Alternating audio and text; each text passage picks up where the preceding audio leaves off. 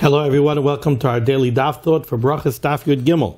So the Gemara at the bottom of Yud Gimel Amud Aleph says, Tana Rabbana, we learned in the Brisa, V'hayu, it says in the first parsha of Kriya Shema, V'hayu hadvarim ha'eleh.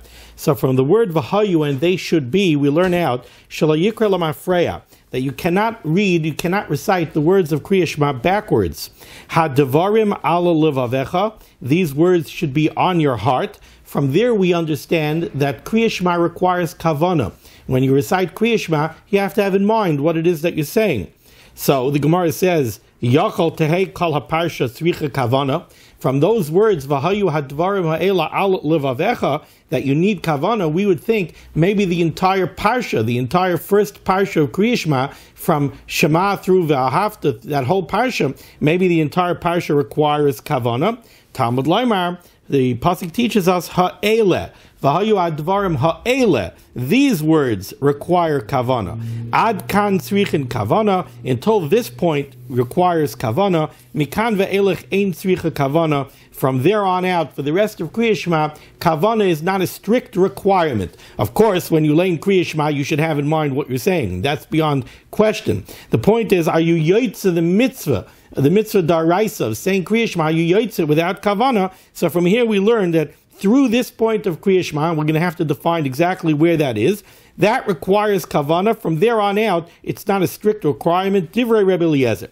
So what the Brisa has just told me is, a simple reading of the Brisa, is that you need to have kavana through al levavecha. So, in Kriya Shema, we have the first pasuk, of course, Shema Yisrael Hashem Elokeinu Hashem Echad. That's the first pasuk. The second pasuk is Ve'ahavta Es Hashem Elokecha B'chal levavecha V'chal nafshecha U'V'chal ma'odecha. That's the second pasuk. The third pasuk is V'hayu ad-devarim ha'ela asher anoichi mitzavecha hayom al levavecha. What the Brisa has just said is, you need kavana through al levavecha.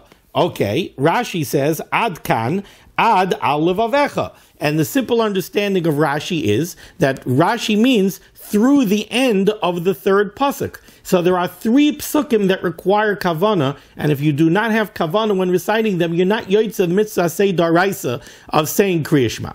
Tosfos, however, disagrees. Tosfos says in Dibra Maschal ad kan mitzvahs kavana, says Tosfos, ad b'chol ma'odecha.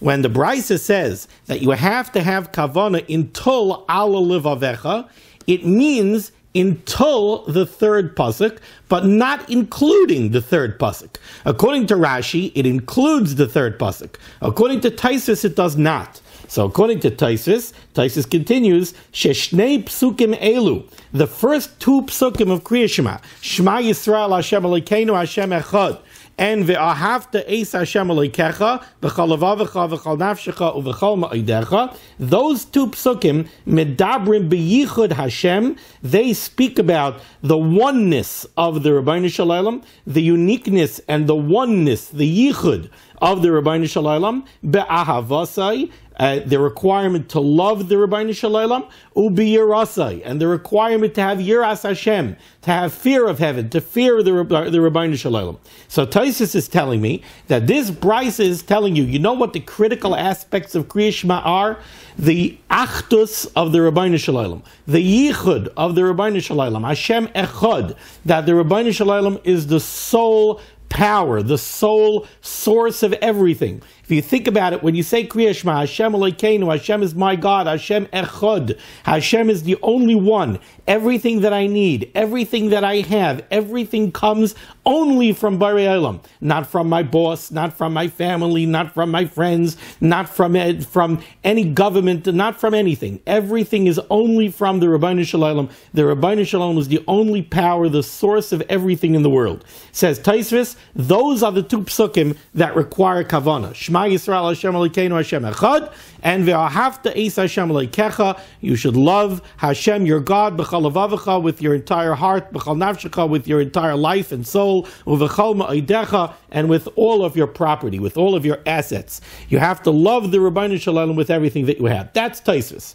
Rashi disagrees. Rashi says there's another pasuk, the third pasuk. V'hayu hadvarim ha'eleh, these words, asher anoichi mitzavecha hayom, that I command you on this day, al levavecha, should be on your heart. This is a reference to the Torah Kedosha. According to Rashi, the third pasuk that tells you the great import of the Torah HaKadoshah, that's also a critical part of Kriya Shema, and you must have kavanah when reciting that pasuk. There's a beautiful Rambam in the beginning of Hilchas Kriya Shema. It's in Hilchas Kriya Shema, Perek Rishon, Halacha Beis. Says the Rambam, Umahu kairei, when somebody recites Kriya Shema, what does he need to say? Shloisha parshiyos elu, these three parshas of Kriya Shema, Shema v'haya im Shemaya v'yomer.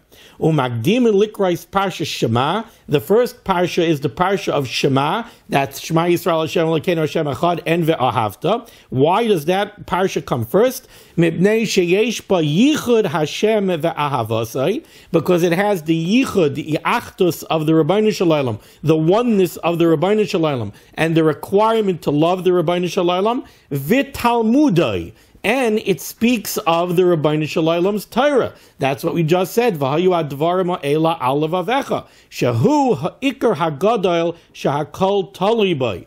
The Rambam seems to be coming out like Rashi and arguing with Tosfos. You cannot remove Torah from this equation. You have to have Shema Yisrael, you have to have the Achdus of the Rabbeinu Shalom, you have to have the Ava of the Rabbeinu Shalom, and you have to have Yiras Hashem, and you have to have Torah. The only way you could come to Yiras Shamayim, the only way you could come to Avas Hashem is through Limud HaTorah. We have to understand that when we learn Torah, we're not just learning Baba Kama, we're not just learning about laws of damages, or Baba Metzia, laws of loans, or Baba Basra, property law, or Hilchas Brachas, to learn about what it means to make a bracha and to say Kriya Shema. When we learn the Rabbeinu Shalom's Torah, we are studying Das Elyon. We're studying the thought process, the value system, the worldview of the Rabbeinu Shalom. The Rabbeinu Shalom who created the world and who created us. Istakel ba'araisa.